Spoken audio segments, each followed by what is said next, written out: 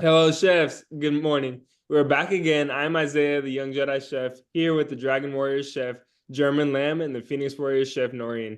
We will be your host for today's podcast. You are listening to a unique podcast where we discuss tough yet real topics that need to be heard in the industry. In this podcast, you will hear the truth real, raw, and unfiltered. Today, we have the honor of having a returning guest, Chef Andy, with us to talk about the reality of the culinary industry. I'm excited to get started and jump right in. So without further ado, I'll let the star of our show, our guest, Chef Andy, introduce himself. Chef Andy. Morning, chefs. How are you? Thank you so much for having me back, especially maybe this is the first or second show of the new year, so it's an honor to be one of the first ones up again, and I think it's a great initiative of what you guys are doing. So I'm Andy Cuthbert, live in Dubai, president of the Emirates Culinary Guild, and working with the culinary industry for the last 40-odd years, and also with the Emirates Culinary Guild and with the Global World Chefs Association. Keep my hand in. Yes, Chef. Thank you so much for that. And you actually are our first guest of the new year, so it's a great honor to have you. And you were the last one of 2024 as well, so first and the last. So really big deal. Bookends. Bookend, exactly. So we really appreciate you on this call today. All right, so let's jump right in. So working in the world of food and beverage is a lot more than just a 9 to 5. This is an industry that people dedicate their lives to perfecting. The hope and desire to give a unique experience to every guest that they serve through the food and drink that they create. The task is not meant for everyone. It is not easy to achieve. Working in the industry takes a lot of sacrifice and requires your all in blood, sweat, and tears. Although working in this industry is not an easy task, it can be very rewarding. Most people don't realize how much planning goes into a successful execution of just one dish. So that's how we're going to start it off today. What goes into the planning of creating a dish, and how long does it take you to develop? How many times does it take for you to get the dish perfect? Chef Andy, you want to start us off with that one? I think creating a dish starts from when you very first step into the kitchen, because then you start to learn. And you can't step into a kitchen and straight away cook a dish without learning. I was having a discussion with some guys yesterday actually about how you learn to be innovative and creative in the kitchen is through learning the basics. Someone asked me the question, how important is heritage cuisine? How important is the ethnic cuisine of a country you live or work in?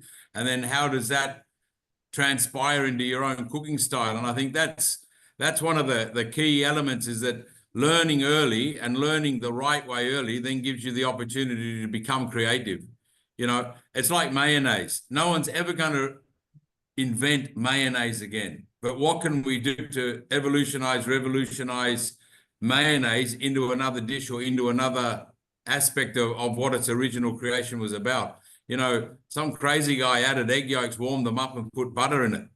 Hollandaise. I mean, where do you get this idea from? It's just bizarre. So I think some of the innovation needs to come from that early learning, and then it's practice. And then when you create a dish, you have to eat it yourself. In culinary competitions, we get so many dishes that you can't actually eat, or you can't actually sort of work out what the chef's trying to give you on a plate. You say, have you ever eaten this? No. Well, how do you know what it tastes like, man? So I think that's important as well. And that's hand holding training at an early stage. And then you learn the ingredients, you learn the flavors you need. We can all read great books, we can all study, but it's actually doing it, touching, feeling, smelling, trying, failing, doing it again. And then, as I said last time in the thing, you got to get someone else to plate it. If I'm doing it, I'm useless at plating, So that's all, that combination has to come, but it's all practice and learning. So you could have a great idea, but then to actually perfect it could take weeks, months, or you've used your years of training to actually say, well, I can do this. I know this is going to work. And it comes out maybe 8 out of 10. And then you perfect a little bit, then you got the dish you want to serve to the guest. Mm-hmm. Yeah, I can agree with you when you said apply the basics. Like you said, with that simple mayonnaise, there's so many sauces that you can make just from that simple mayonnaise. It's incredible, and it's making those diversion sauces that really makes it unique and puts your own twist on it. So if you know the basics, if you know the basic techniques and the basic ingredients, you can really make anything, and you can get crazy with it. But like you said, when people try to go off without remembering the basics, then it doesn't turn out successful. So really knowing So the someone said to me one day, would you serve it to your mother? exactly, yeah. So Hey, there you go, that's What would your if mum you like say? it, no, yeah. Yeah, that's a really good point. Chef Lamb, Noreen, what's your thoughts on that? Yeah, I love the discussion of coming back to basics. I think that's something I have been focusing on because I am still in the beginning of learning and building my skill base.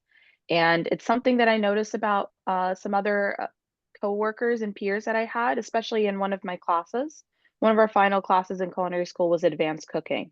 And it really lent us the opportunity to have the flexibility and creativity where each week was just a theme. You bring the recipe, you create the recipe, you execute it, and then see how it turns out. And I love this class. It was really interesting, but it gave me kind of that insight. How do you even begin to plan and create a dish?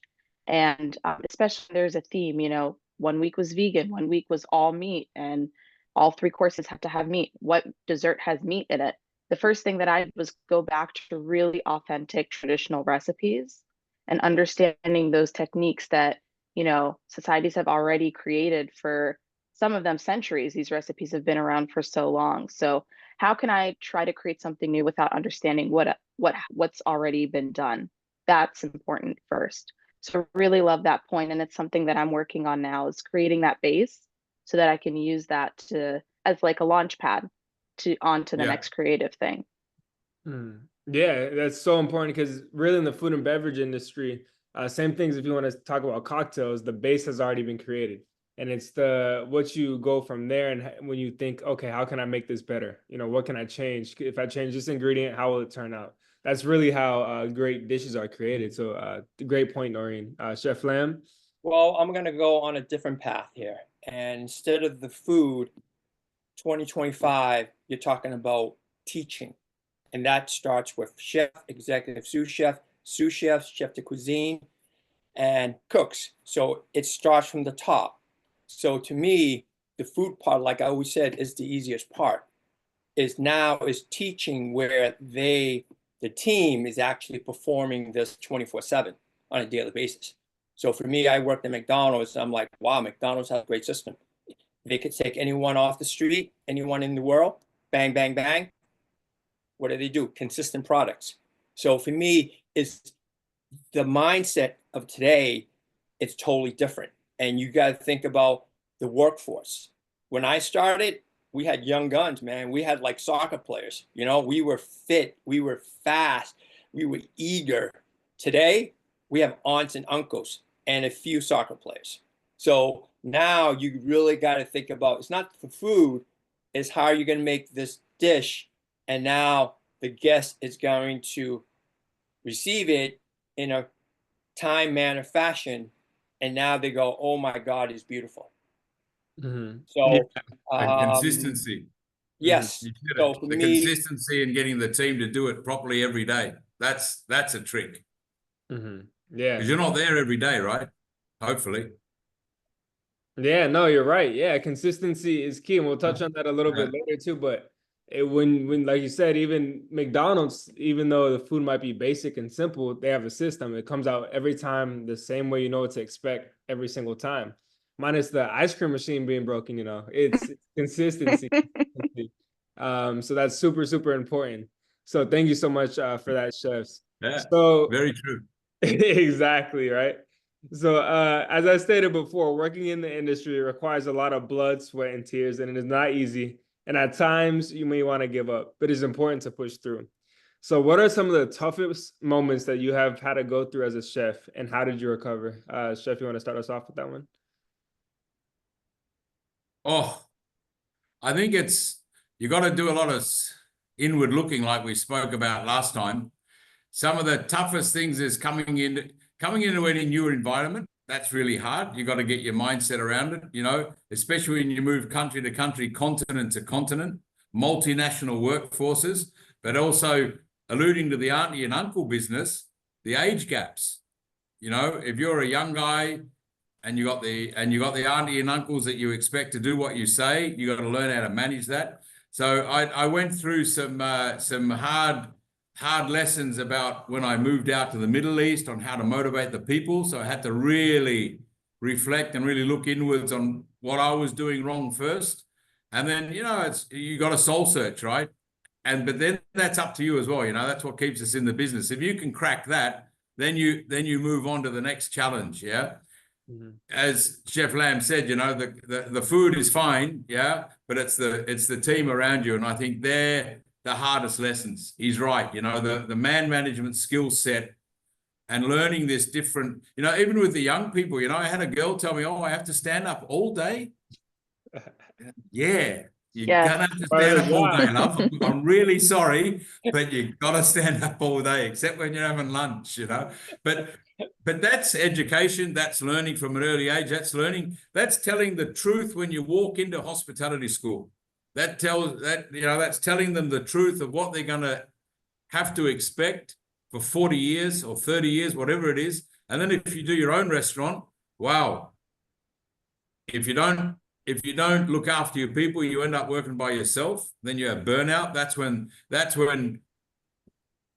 the issues with family start to occur. That's when the issues of substance abuse start to occur, because you're by yourself. You got no one around you. You don't understand why. Yeah, and that is hard for some. I've seen one or two go through that personally, until they realized and got themselves out of that. But it was up to them. No one else could have told them to do that. It's always up to the individual. So there's so much that is hard. Yeah. The best thing is, like Chef Lamb said, when the dish goes out, they go, oh, wow, that was wonderful. Then it's all worth it. And then you forget all that bad stuff, but it comes around again. So I think that's, that learning, new continent, new city, new people, understanding cultures, that's got to be learned, that's got to be understood. And that was tough for me in a couple of situations. Overindulgence in alcohol, that was another issue I had. Yeah, that's why I don't drink anymore, to be very honest. Yeah, I just haven't drunk for 34 years, just because I realized one day if I keep doing this, I'm not going to be who I want to be or could be, but someone was telling me that in the back of my head. There was a little man or a little lady saying something, and I think that it's all about self sometimes as well. And that's when you got to be selfish for you, because you do it for no one else, you do it for yourself. Yeah. A lot of things can go wrong. You burn the dish, big deal, cook it again. It's not a fiasco. It's not a disaster. You got another portion, hopefully. Yeah. You don't want to burn the dish maybe for your best customer, but that couldn't be or your mum. That won't go too well. Yeah, exactly.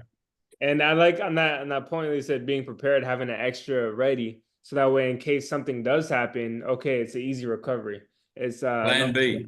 Yeah, plan B. That way you don't have to stress. And I like what you said also on sometimes being the young gun running the kitchen when you have aunts and uncles as cooks.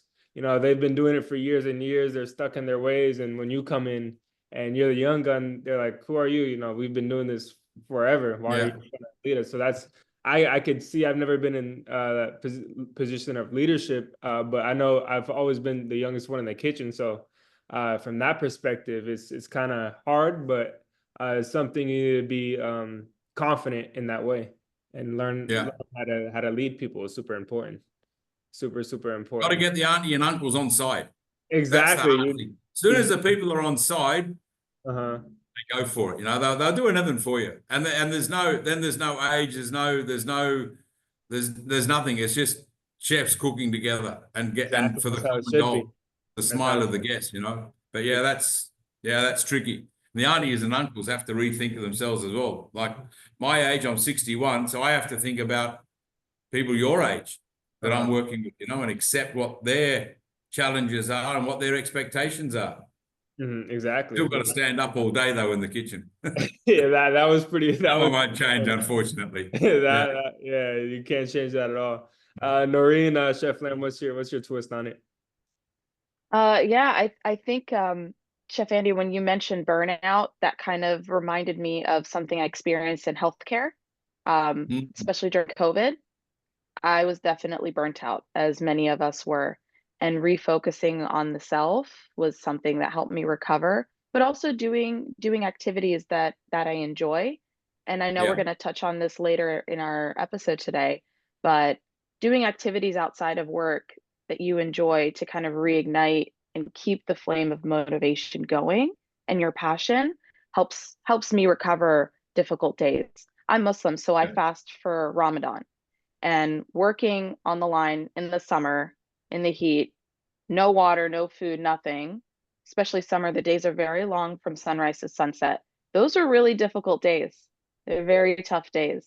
But for me, remembering why I'm there and taking care of myself outside of work, making sure I'm hydrated during those hours where I can eat, eating very nutritious meals, like sleeping well, stretching. Stretching is really great for relieving tension. So that for me has helped so far. And I hope that as difficult moments come through my career, that I can utilize those tools to keep everything from, I don't want to reach burnout again. So Yeah. doing things to take care of myself before I get there has been helpful so far.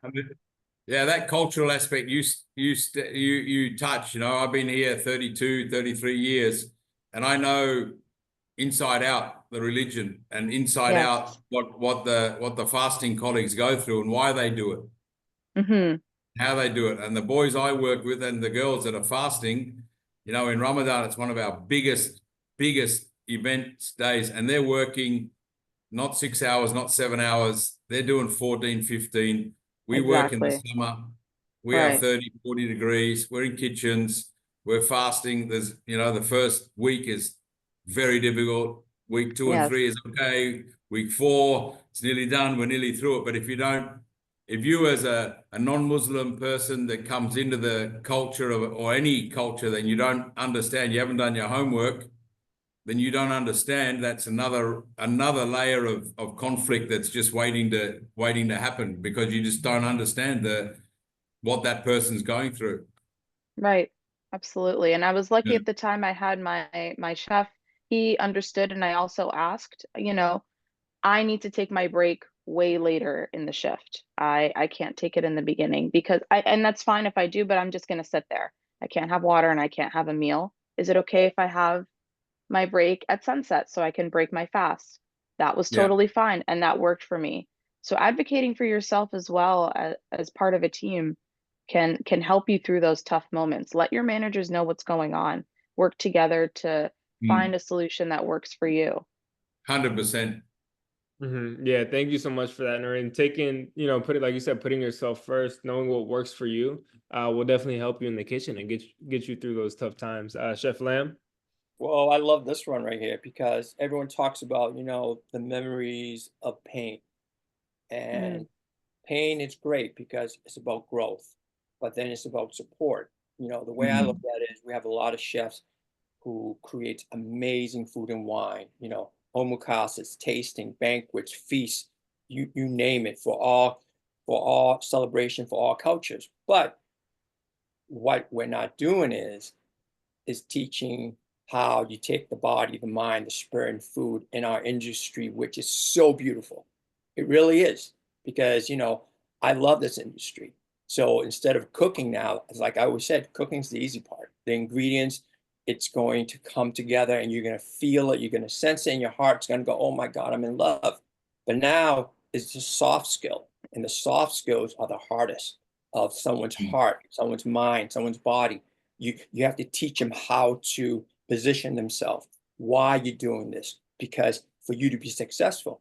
So the life skills that you learn in the kitchen, the environment, culture, actually helps you in real life outside. There are no difference, and it's talking about, when you're talking about fasting, fasting is beautiful. You're detoxing your body. You're really cleaning your body. And think about in our industry, do you imagine having a chef 100 years old, and he's strong, he's vibrant, and he's on the line with that saute pan, and he is sauteing, he is grilling. I mean, come on, that is a sight that I want to see in our industry. Think about that, because now you're showing the future in today. Hey, I got some life skills that are practical and effective, and I Yeah. share them.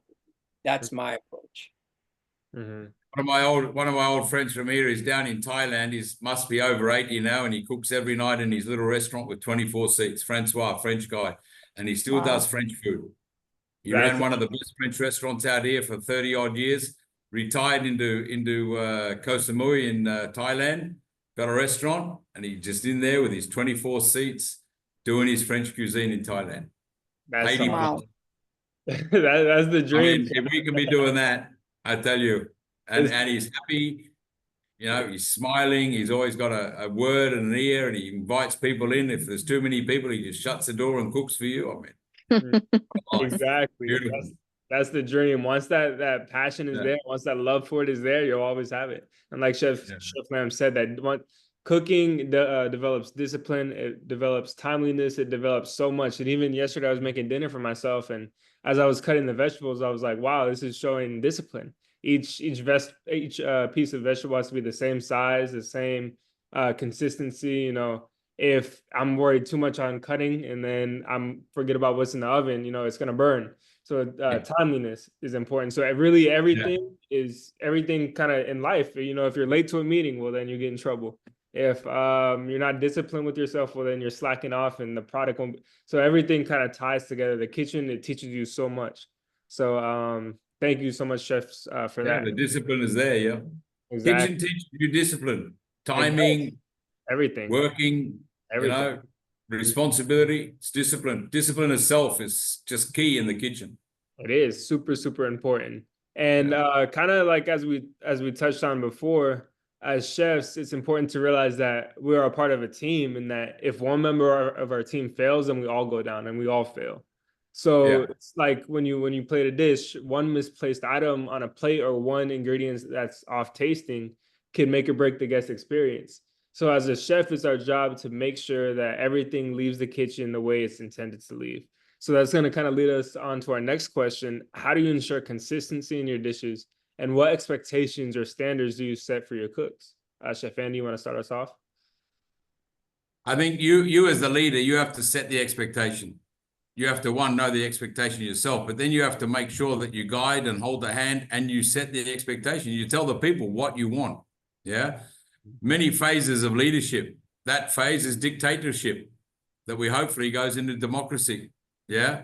It's not always dictating. Dictating is great at the beginning of a new task. We will do it this way. We will have to do this. We will have to do that. But then once you've done that and you've done it properly and you've taught them, all you have to do is every now and again come in and have a check. Yeah. And hopefully you're not over the shoulder, because if you're behind someone, as they say over in this part of the world, he's always behind us. I always say, yeah, I'm ready to catch you just in case you fall. Yeah. No, you're always behind us, you know, always checking. I used to be like that, you know, everything I had to do myself. Micromanagement, all that nonsense, you know.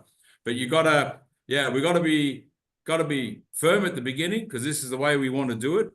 And then if there's a better way, hey, that's cool. Let's have a look at that after we've got the first bit out the door, and then we see if we can improve. 100% be ready to improve. So I think discipline at the beginning, making sure that we teach the people, but set the expectation from the very, very beginning. Yeah. Yeah. And that's important. Yeah. Starting off firm and then kind of. And when they do it correctly, tell them, praise them, pat them on the back. Exactly. When you're the chef, no one pats you on the back. When you're the boss, you pat yourself on the back. Good job, Andy. The rest, they need it. Yeah, they need to be. That's your motivation part that you were talking about earlier. Yeah. How do you motivate them? How do you keep them motivated? Yeah. And if they're executing your dish and you're going out getting all the praise in the front of house and they're still in the back pumping out the next round, you should be proud of that. You know, you can feel, you know, ooh, my team, my guys. That's a good point. Exactly. And when I was working in the kitchens, that's the same thing. I thought the same thing, you know. I like it when the chef, you know, recognizes my work, because like you said, they're the one that gets all the credit and they're the one that gets all the notoriety in the front of the house. So, you know, the cooks aren't really seen, but if you're seen by your chef, it means a lot and you want to work harder for them. Yeah. So that's super important. Thank you so much, Chef, for that. Noreen or Chef Lamb? Yeah, absolutely. I love the touch on positive reinforcement, because having the feedback and knowing, no, this isn't correct, this isn't correct, this isn't correct. And then finally getting that, who cut these shallots today? I did, chef. They're perfect. Do this every day. Thank you, chef. Not only does that feel good, but now I know, okay, this is the expectation. I've met it. I just have to be consistent now. And when it comes to making dishes, consistency is also important in terms of taste. I've always been told to taste everything. And I'm still developing my palate. And even if I'm making the same salad 100, 200, 300, whatever times that night, I still should taste to make sure. Did I salt it correctly? Does the dressing really match the level of cheese that I put in? Whatever it is. Did I put in too much pasta water? Is the pasta water too salty? When was the last time I filled it up? Tasting, tasting, tasting, tasting. Because that's how, yes, the customers eat with their eyes first, so make sure it's presented well, but they're eating it and they're hopefully going to come back and eat it again and eat it again. We have a lot of, in our resort, we have a lot of members that will come back consistently. So we want to make sure that we're meeting their expectation too. How do you know what they're going to receive if you haven't tasted it? You need to know because you're sending it out. You're putting that plate together. So taste everything. And I think look at Noreen when she's fasting. Who's going to taste for her? I still taste. We're allowed to taste, but I have taste. I can't swallow it. So it's a little bit more difficult, but it's still part of my job. Taste. So they don't taste. My guys don't taste, but they get someone else to taste. They get someone else to do Andy, it. come and taste. So I taste for them before the sun sets, and that's because I have a lot of Muslim guys and girls working with me, and so hey, you can't taste, it's okay. You follow the recipe, yes, okay, let's have a taste. Bit more salt, watch the pepper, whatever, especially when they're doing masses, 700 people, 800 people, bulk for iftar or whatever, then a la carte, yeah. Yeah, and I think tasting has a lot to do with your passion and your pride that you have for what you do. If you naturally have that passion and you naturally have that pride for what you do, you're gonna want to taste your food because you're not gonna want to send anything bad out, because that's your passion. That's what you love to do. And you can tell the people that are there just for the paycheck and the people that are there because they love to do what they want to do. It's easy to tell, so super important. Noreen, thanks for touching on that. Chef Lamb. Well, you mentioned, you have a team, and if you break down the consequences and the rewards and let them know your position, it's so vital. And why is it important? Because if you're on the line, you're in the restaurant, and you have a plate that goes out, guess what happens? The guest goes, well, I'm not paying for this. No problem. We comp this. Well, we're not in the industry to comp. You're on a banquet, suddenly you're doing 1,000, and suddenly that right there could be like, whoa, because the person who created the event says, hey, some of your plates inconsistent. Guess what happens? The price goes down, and now you have to answer to, the general manager. General manager's like, hey, why are we comping this meal? What happened here? So like I go back, development and training, it's so key right now. And everyone in our industry, whether it's the front of the house or back of the house, they want to give A+ service. They do. But if you got to teach them, and that's the beauty of our industry, constant, and your words, the way you approach them, and they know, what, I'm not hovering over you. I just want to make sure, hey, your eyes are seeing what I'm seeing, and they're okay with that. Yes. So that's like double safety net. It's your approach that you have to come with, and that's what I do. I come up with things where my team is going to go, Chef Lamb, we got this. Okay, let's go. Yeah, exactly. It's like you said, it's super important to have that training and that discipline and that structure is super, super important. So a question kind of from Chef Lamb. So Chef Andy, with the new generation coming in, new technology, everything like that coming in, there's more AI, and AI has a big impact in the world, and I could see starting to impact our industry, although I don't think it could ever replace our industry, because it has so much creation involved. There's so much technique involved, and so much that robot can't do that a chef can do. But how do you think AI will impact the future of our industry? I think it already is. I now use ChatGPT. I now talk to my computer and it does the typing for me. I think it's called dictation button. Yeah. I think AI is going to change the way we learn. It has to change the way we do the mundane and boring repetitious jobs. Now, if you can get someone to peel your potatoes, great. You will never get someone to cook them as good as you. Yeah. So where's the automation going to take us? And that's not just AI, that's everything. Yeah. But I think AI in general, I'm looking at with some guys out here through education is to actually implement. We've created an app called Foodverse where we want to connect the food industry globally. Big thing, but hey, got to have a plan, got to have a goal. We want to try and look at the training that we could deliver globally in every language utilizing AI. So you do it in English, but you press a button and it translates it into whatever language you speak. What is the global language of chefs other than food? It should be the language they speak at home. And so we're going to use AI to develop that, We used to write down recipes. Now they're in the palm of our hand on our telephone, which is great. It's just another notebook. So utilize it for that. It's not cheating. You don't have to remember everything in your head. Pastry is science. So you got to write it down. So I think that's where AI is going to help us, help in the consistency. It'll give you innovation and help you give young people ideas. But I think back to the basics again, like we said earlier, got to learn how to cook first. Yeah, got to learn.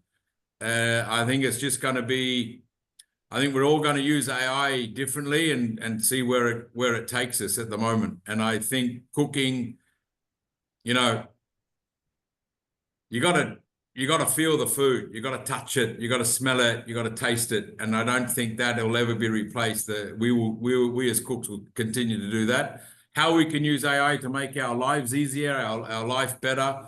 Hey, that's an idea. But I believe a lot about education will be a great tool that AI will help us with communication. Yeah, thank you so much, Chef. And I like that point on the cook will always be the cook. The cook will always have to touch the food, and AI kind of won't replace that, but it might aid to, like you said, when you do recipes, it might aid to the more simpler task that a cook can only do.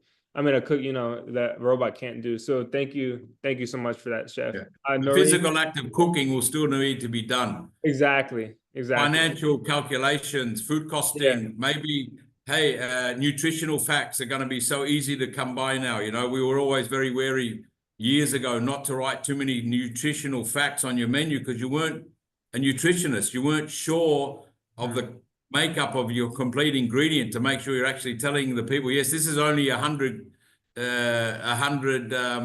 calories or whatever. So that was dangerous. Now it's going to be a bit better. Those sort of things I think AI will help us with. Exactly. So we have about a minute and a half left. Chef Lamb, Noreen, finishing comments. Finishing comments. Stay hungry. Always be open to learning. Always be open to listening. And just be present. Find what you love about the work that you do and hold on to it. Love it. Chef Lamb? Yeah. Well, I'm going to take a page from Chef Andy about AI. It's a hybrid. And there's one thing. Someone has to make mashed potatoes. Someone has to cook it properly. Someone can't overcook it. So AI will help us. Our brain, it's not going to explode with suddenly data of remembering, of recipe. You have a phone, everything is there, like baking, like a science. So in one way, if you think about it, it's going to give you more time to really concentrate on the basics, the mise en place. And once you become open-minded with that, it's going to make your life better than our lives, because when we started, we didn't have that, right? We went through the traditional way where, guess what? We had to use our mind and we had to think. Now AI is really helping you, you know, it's helping you to enhance and gives you time management. That's